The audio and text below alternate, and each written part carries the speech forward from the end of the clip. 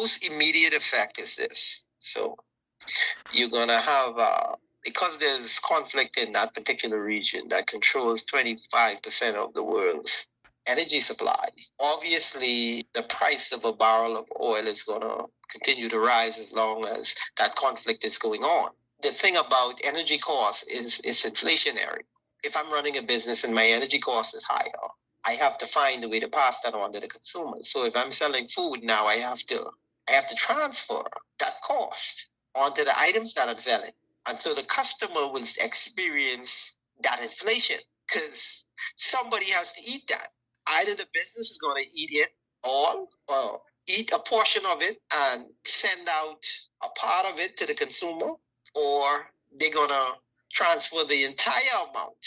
That inflationary pressure that's moving through the system, they'll transfer the entire amount out to the consumer. In most cases, the consumers end up eating. The consumers end up eating the inflation, the rise in prices. So that's the most immediate concern in terms of the inflationary pressure that this would create. And obviously, it shows up in businesses first. And then in your personal consumption, everybody has a home and they have to pay electrical bills and all of that. That cost will show up there. And then it will show up in the food stores because they need to consume energy in order to keep that operation running. And it will definitely affect the travel cost. So not only the travel cost in terms of if you are traveling from here to there, but also to most of the items that come into the country. 85% of it comes from, I'll conclude that 90% of our consumption comes from out of the Bahamas. Right. And the other 10% is fishery products and some minor food items that we produce, farming stuff that we produce. Right. And the bulk of it is seafood products that are sold locally. Now, obviously, the fisherman, for him to go out and fish, he have to purchase fuel to fuel up his ship and go out. Mm-hmm. Of course, that's added. That's an expense that's added to that whole arrangement. So even the prices of the fish will go up. But the most immediate effect is all of the items that we import into the country, right. The shipping costs will go up. That has to pass through the system, and it always ends up with the consumer and the difference showing up with the consumer. That's the most immediate effect of a protracted conflict in two regions now, not only one, two, because South America becomes a choke point as well. The shipping costs from items coming from South America, because the Americans have a buildup in that area as well, has gotten more expensive. Mm-hmm. But the shipping lanes in South America doesn't have a choke point like the Strait of Hormuz. That's a choke point. That's almost like the Panama Canal. That's a narrow path. Not narrow, but comparatively to what the open spaces in terms of the shipping lanes in the South American corridor, when you compare that to this Arabian corridor, this Middle corridor, it's considerably a more narrow passageway. And the inflation will show up immediately, right. In a matter of weeks. That inflation will show up at the doorstep of Bahamians. That's the most immediate concern. Now, broader picture in terms of the various scenarios that can happen, right? So this strategy that Trump and the Americans have engaged in to co-opt China's energy supply, well, a part of it, because China's energy supply is very diversified now. They engage in solar energy, hydro energy. They have a full spectrum when you look at their energy mix. But for the most part, let's look at the various scenarios that can play out. So Trump has dropped some key assets into in the Middle East. Right. And it's a show of American force. Right. Now, works out for the Americans, they would have bought time in terms of slowing down the transition, in terms of the collapse of the US dollar. Right. And the rise of China. They would have been able to slow down that transition. And that's all they're in the game for now, to slow it down. This is a game of buying time. You're going to lose, but you're just buying time. You know what the end result will be, but you're buying time. If the Americans are successful, They would have bought time in terms of slowing down even BRICS, because these commodities are starting to be pledged for the system, because the Iranians have no interest in pricing their oil in US dollars. They have no interest in that. They have no interest in that. Of course not. Iran just declared it could reopen the Strait of Hormuz, but there's one condition. Every single barrel of oil is paid for in Chinese yuan. In Chinese yuan. In Chinese yuan.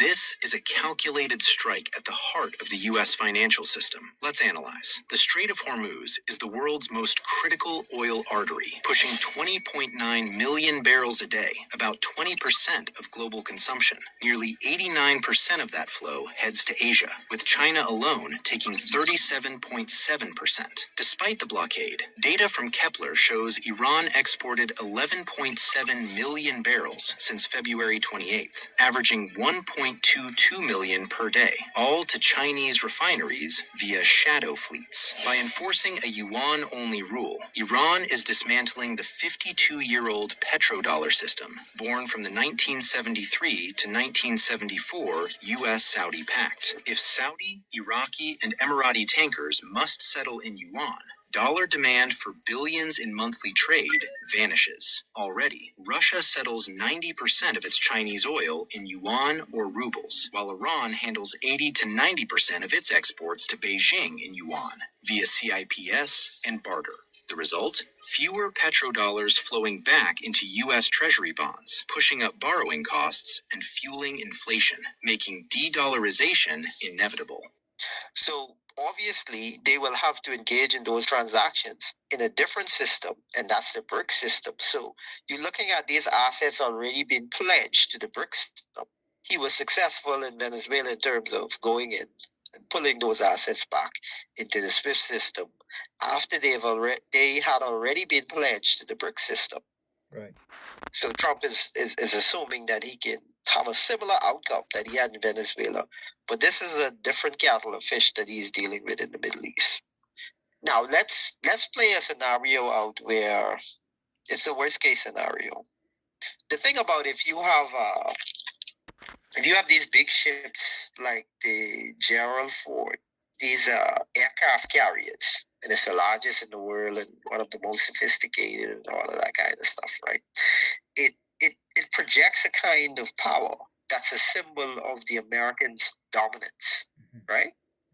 But when you have a vessel, and those vessels are almost as big as an island, they have over 50 to 100 people manning these ships and all of that. That's the symbol of the American dominance. But when you have these big aircraft carriers and all that, you lose the tactical ability to maneuver. And your enemy isn't going to pull up on you with a similar size vessel and do in that manner. A smart enemy will engage in something that's your weakness, not your strength. They wouldn't fight you on your terms. So when you engage the enemy, you engage him in terms of exposing his vulnerabilities. So the Americans are going to find out that putting those assets in those narrow corridors and not possessing the tactical ability of being out at sea, Iranians will attack them, bring some of their assets to bear in this war to test themselves against the Americans outside of China as a rehearsal for a world war if America and China was to go to war. Right. And the Russians also will bring assets to bear in a protracted conflict with the Iranians and the Americans and the Israelis. You're going to find out that a lot of countries, particularly China and Russia, would want to test their weapons against the Americans in this conflict. You're going to see, and it's not going to be, people will look at it, a lot of people will look at it, and when you can't see behind the curtains and really analyze it properly, you'll be like, oh man, the Iranians, they powerful in this. No, they have powerful allies. Right. That's going to come into that theater and test out their weaponry against the Americans and expose a lot of where the Americans' weaknesses are. And they will try to bring down that aircraft carrier. I think so. That's in the Middle East. To prove a point. And that will be a symbol that the Americans, that symbol of power, to watch that out at sea and soldiers jumping off into the water to save their lives. That image ingrained in the minds of the Americans and the global community, that will be an enduring image to show that the power has shifted. So this is a high stakes game that's being played out in real time. And I do believe that the Congress, the American Congress, will attempt to intervene because they understand the various scenarios that if America loses a key asset like the Gerald R. Ford in a war, it's not a world war. It doesn't rise to that level. Right. But you're going to lose one of your key assets. That's a symbol of authority in a minor war before you even get to the big boys. Right. Before you get to engaging in a war with Russia or China, you're going to lose one of your key assets, which is the symbol of American dominance, military dominance in Iran. The Americans will definitely have to reposition themselves if that scenario plays out as a minor player in terms of a global superpower. An incident like that will definitely propel the Chinese at the top of the totem pole, and it will be unquestioned who is the new empire in terms of the next dominating the next century. So it's a high game. It's not the way I would have played it, but that's the way it's playing out.